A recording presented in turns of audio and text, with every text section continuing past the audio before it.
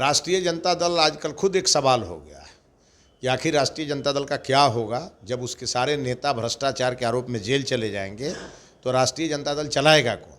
तो वो तो आज हमारे साथ बीजेपी के दिग्गज हस्ती मिथिलेश तिवारी जी हैं। मिथिलेश जी, वन नेशन वन इलेक्शन का राष्ट्रीय जनता दल बड़ा मजबूती से विरोध कर रहा है। बड़ा सवाल पूछा है कि अगर बहुमत नहीं आता है तो उस परिस्थिति में क्या होगा? राष्ट्रीय जनता दल आजकल खुद एक सवाल हो गया है कि आखिर राष्ट्रीय जनता दल का क्या होगा जब उसके सारे नेता भ्रष्टाचार के आरोप में जेल चले जाएंगे, तो राष्ट्रीय जनता दल चलाएगा कौन? तो वो तो आज खुद सवाल बना हुआ है, तो उनको सवाल पूछने का अधिकार नहीं है। दूसरी बात कि राष्ट्रीय जनता दल खुद एक क्षेत्रीय पार्टी है और यह पूरा निर्णय देश के स्तर पर हो रहा है और इनके केवल 4 सांसद हैं। तो जब पार्लियामेंट शुरू होगा, जब ये बिल आएगा, उनके सांसद वहाँ जब प्रश्न पूछेंगे तो सत्ता पक्ष की ओर से उसका जवाब भी मिलेगा। लेकिन मुझे ये लगता है कि जब कोई देश में अच्छा काम होता है तो हर काम का ये विरोध करते हैं। इन्होंने धारा 370 का भी विरोध किया, पास हुआ कि नहीं? धारा 370 हटा कि नहीं? इन्होंने हमेशा राम मंदिर का विरोध किया, तो राम मंदिर बना कि नहीं? ये वक्फ बोर्ड के विरोध में खड़े हैं और आप वक्फ बोर्ड कानून आप देखिए मोदी जी ने ला दिया है। इस पे पूरे देश में एक तरह से लोगों से राय मांगी जा रही है। और अब वन नेशन वन इलेक्शन, मतलब मोदी जी जो कहते हैं वो करते हैं, बीजेपी जो कहती है वो करती है, जो हमने कहा वो किया। ये इस बात का प्रमाण है। अब राष्ट्रीय जनता दल क्या टपर टपर कर रही है उससे हम लोगों को कोई लेना देना नहीं है। जहाँ तक बात वन नेशन वन इलेक्शन के फ़ायदे क्या हैं, तो मोदी जी बार बार कहते हैं कि सालों भर चुनाव होते रहता है, प्रधानमंत्री इंगेज हैं, मुख्यमंत्री इंगेज हैं, तो काम कब होगा? ये अच्छी बात है कि एक ही बार में सारे इलेक्शंस हो जाएं तो झंझट खत्म हो जाए।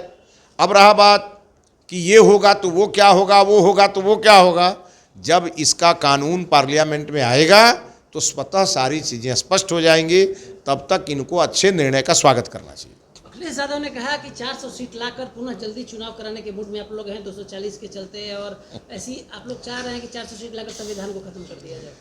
पहले तो अखिलेश यादव को खुद समझना चाहिए और तेजस्वी यादव दोनों को। ये लोग किस संविधान को मानते हैं?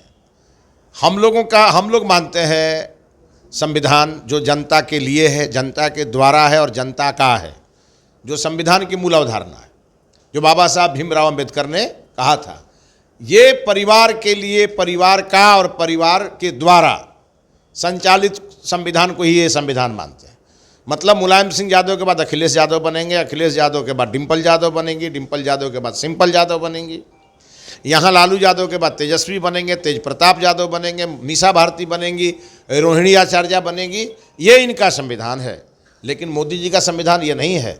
मोदी जी का संविधान शुरू होता है कि दीनदयाल उपाध्याय, श्यामा प्रसाद मुखर्जी, अटल बिहारी वाजपेयी, लाल कृष्ण आडवाणी, जेपी नड्डा, नरेंद्र मोदी, अमित शाह, सम्राट चौधरी और आप देखेंगे जनक चमार तक, ये हमारा संविधान है। सभी वर्गों के नेताओं को पार्टी में स्थान है। हम परिवार के हिसाब से नहीं चलते हैं, हम कार्यकर्ता को अपने देश के सबसे शिखर सत्ता पर भेजते हैं। तो ये हमारा संविधान है। और जहाँ तक रहा, ये हमारा संविधान जो है वो बाबा साहब भीमराव अंबेडकर का दिया हुआ संविधान है। एक आम आदमी भी सत्ता के शीर्ष तक पहुँच सकता है। और ये लोग कहते हैं जो लालू जी के परिवार का होगा वो जाएगा, जो मुलायम के परिवार का होगा वो जाएगा, जो गांधी परिवार का होगा वो जाएगा। तो अब देश के लोगों को इसमें समझने की ज़रूरत है कि धोखा कौन कर रहा है। हम लोगों के चुनाव में, मैं खुद बक्सर चुनाव लड़ रहा था लोकसभा का, और गांव-गांव में इन लोगों ने कन्फ्यूजन फैलाया, झूठ बोला कि मोदी जी 400 सीट लेके आएंगे और मोदी जी संविधान खत्म कर देंगे। ये तो झूठी तो है। संविधान अटल था, अटल है और अटल रहेगा, और उसके लिए बीजेपी काम करती है। आप बीजेपी के थिंक टैंक हैं, क्या 29 से पहले लोकसभा चुनाव कराने के मूड में आप लोग हैं क्या? देखिए, 29 में ही लोकसभा का चुनाव होगा। लेकिन एक बात बताइए, महिला आरक्षण विधेयक का जब पेश हुआ था पार्लियामेंट में, तो कागज़ कौन फाड़ा था? यही तेजस्वी जी के पिताजी फाड़े थे कागज़। ये महिलाओं के भी विरोधी हैं, ये अति पिछड़ों के विरोधी हैं, ये यादव छोड़ करके बाकी सभी ओबीसी जातियों के विरोधी हैं, और यादव के भी ये समर्थक नहीं हैं। आज देखिए, इनके पार्टी में एम और वाई से हमेशा वोट लेते रहे। आज कहाँ है अब्दुल बारी सिद्दीकी? क्यों नहीं अब्दुल बारी सिद्दीकी को एमएलसी बना करके इन्होंने मुख्यमंत्री का उम्मीदवार बना दिया? आज इनके पार्टी में बहुत सारे बहुतेरे यादव नेता हैं जिनकी हैसियत नहीं है तेजस्वी के सामने बोलने की। आखिर क्यों हो गया ऐसे? और बाकी लोगों को मजबूरी में ये पद देते हैं वोट लेने के लिए। लेकिन हमारे यहाँ ऐसी स्थिति नहीं है। हमारे यहाँ सबका साथ, सबका विकास के साथ हमारी पार्टी चलती है। हम सवर्णों के साथ भी खड़े हैं, ओबीसी के साथ भी खड़े हैं, ईबीसी के साथ भी खड़े हैं, एससी एसटी के साथ भी खड़े हैं। हमारी सरकार जब आती है तो हमको कहा जाता है मुस्लिम विरोधी, लेकिन जब अटल जी प्रधानमंत्री बनते हैं तो अब्दुल कलाम को हम लोगों ने देश का राष्ट्रपति बनाया। हम कैसे हो गए मुस्लिम विरोधी?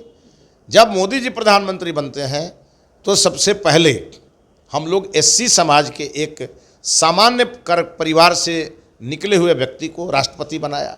आज एसटी समाज की एक सामान्य महिला को आज राष्ट्रपति बनाया गया है। तो ये तो शीशे की तरह साफ है कि मोदी जी अंत्योदय कर रहे हैं, अंतिम पंक्ति में खड़े व्यक्ति को ऊपर ला रहे हैं।